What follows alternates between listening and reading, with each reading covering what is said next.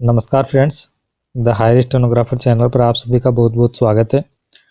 Daily dictation का notification प्राप्त करने के लिए आप हमारे यूट्यूब चैनल को सब्सक्राइब करके बेल आइकन को जरूर प्रेस करें। डिक्टेशन की रिसीव प्रणाली में आउटलाइंस व हिंदी की पीडीएफ को डाउनलोड करने के लिए आप हमारे टेलीग्राम ग्रुप को ज्वाइन कर लें। टेलीग्राम का लिंक वीडियो के नीचे डिस्क्रिप्शन में दिया गया है। चलिए डिक्टेशन शुरू करते हैं 5 सेकंड बाद। यस, शुरू। 90वें अपर सेशन न्यायाधीश रायपुर द्वारा पारित किए गए निर्णय के विरुद्ध यह पुनरीक्षण आवेदन फाइल किया गया। विराम। पुनरीक्षण आवेदन मंजूर करते हुए पैराग्राफ अभिनिर्धारित परस्पर विरोधी दलीलों को सुनने के पश्चात न्यायालय ने दांडिक मामला संख्या 308/201 का परिशीलन किया है। विराम। न्यायालय पहले प्रसंगत मामले का विचारण करने के लिए विचारण न्यायालय की अधिकारिता के संबंध में आवेदकों के विद्वान काउंसिल द्वारा किए गए आक्षेपों पर विचार करेगा। विराम। दंड प्रक्रिया संहिता की धारा 177 में यह अधिकथित किया गया है कि प्रत्येक अपराध की जांच और विचारण मामूली तौर पर ऐसे न्यायालय द्वारा किया जाएगा जिसकी स्थानीय अधिकारिता के अंदर वह अपराध किया गया है। विराम। दंड प्रक्रिया संहिता की धारा 178 में आगे यह अधिकथित किया गया है कि जहां यह अनिश्चित है कि कई स्थानीय क्षेत्रों में से किसमें अपराध किया गया है अथवा जहां अपराध अंशतः एक स्थानीय क्षेत्र में और अंशतः किसी दूसरे में किया गया है अथवा जहां अपराध चालू रहने वाला है और उसका किया जाना एक से अधिक स्थानीय क्षेत्रों में चालू रहता है, जहां वह विभिन्न स्थानीय क्षेत्रों में किए गए कार्यों से मिलकर बनता है, वहां उसकी जांच या विचारण ऐसे स्थानीय क्षेत्रों में से किसी पर अधिकारिता रखने वाले न्यायालय द्वारा किया जा सकता है। विराम। धारा 178 ख ऐसे मामलों के बारे में है जहां अपराध अंशतः एक क्षेत्र में और अंशतः किसी दूसरे क्षेत्र में किया गया है। विराम।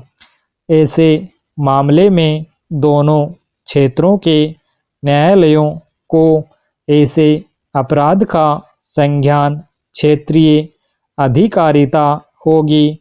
विराम। पैराग्राफ वर्तमान मामले के तथ्यों पर उपर्युक्त सिद्धांत को लागू करते हुए गीता शर्मा द्वारा दर्ज की गई लिखित प्रथम एतिला रिपोर्ट प्रदर्श P1 से यह दर्शित होता है कि उसने यह अभिकथन किया है कि उसे आवेदकों ने दहेज की मांग करके मात्र चूहिक दान में ही परपीड़ित नहीं किया था, अपितु रामसागर पाड़ा रायपुर में आवेदकों ने दहेज की मांग करके उसे परपीड़ित किया था, जहां पर वह 15 दिन तक रही थी। विराम।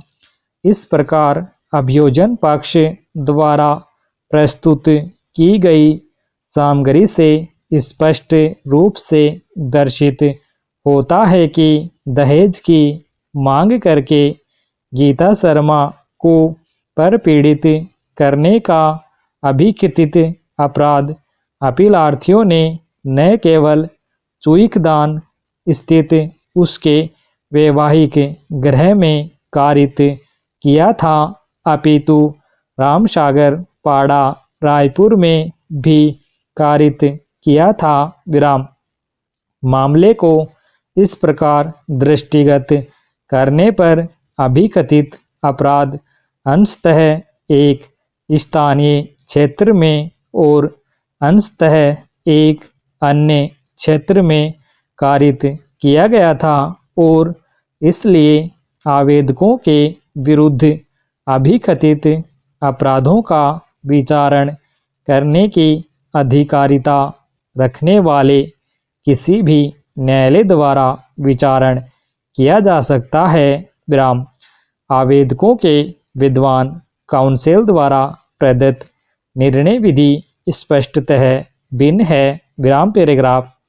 रमेश, उपरोक्त वाले मामले में यह अभिनिर्धारित किया गया कि जहां पत्नी के साथ क्रूरता और दहेज की मांग करने के बहुत से कार्य दो भिन्न स्थानों पर किए गए हों, तब तीसरे स्थान पर जहां पत्नी अपने माता पिता के साथ रहती है, न्यायालय को अपराध का विचारण करने की कोई अधिकारिता नहीं होगी।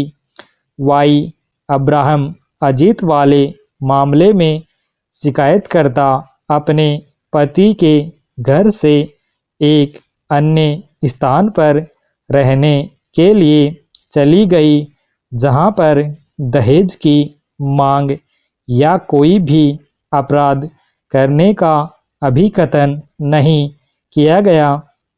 अतः यह अभिनिर्धारित किया गया कि न्यायालय ऐसे स्थान पर है जहां पर उसे भारतीय दंड संहिता की धारा 498 के और 406 के अधीन अपराध का विचारण करने की कोई अधिकारिता नहीं होगी। विराम। मामले को इस प्रकार दृष्टिगत करने पर आवेदकों के विद्वान काउंसिल द्वारा स्टॉप।